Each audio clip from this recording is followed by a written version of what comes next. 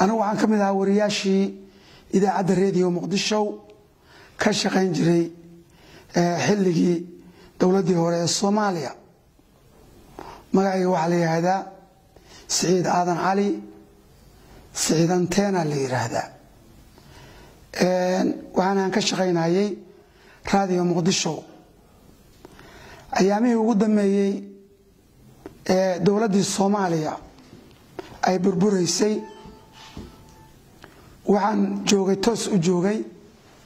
إذا عد الراديو مقدشو إيو حفيزك مدحويناه الله نحرسته محمد سياد بري وعن جعلها مركا تطفر بدن ودنيا دعالة كلا دوان جوغا أيها يسوي عيي أيامها كانوا دن وعين الربينين وحكوا قادان دلكي لايي ورياشي راديو مقدشو iyadoo dilkaasi uu geystay ninka la yiraahdo taakay hadda la soo dhigay facebookyada ku jira oo la leeyahay 4 naagood buu guursaday magaciisana bedelay oo Sufyaan la baxay waxaan marka hore u taaseenaya eheladii ay dadkaasi wariyaashaas ay ka dhinteen oo la laayay waxaan marka idin bayaaninayaa ninkan sababta uu dilay dadkan ma ahayn wax qabiil la xiriira arintu waxay la xiriirtay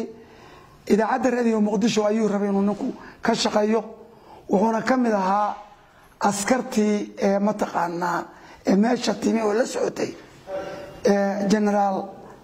maxamed faarax aydiid allah u naxariistee wuxuu jeclaystay inuu idaacadda ka shaqeeyo dad baa marka waxay ku yiraahdeen sida aan waan maqlay inta nimankaani joogaan niyo waxba noqon maysid waa inaad nimanka iska hor leexisa masala basiida buu ku dilay ilaahay naxariistina ka waraabay raggaas uu laayay way kala duwanaayeen waxa kamid ahaa Abuukar Maxamed Nuur Abuukar wariya la oran jiray nin fiican buu ahaa sheekhaal buu ahaa waxaan anigu isdiidsiinaya qabiil inaan afkayga ka sheego يعني أنا مستحيل بيغطينا قبل سوغال لكن ما أنت وحنو الشيغية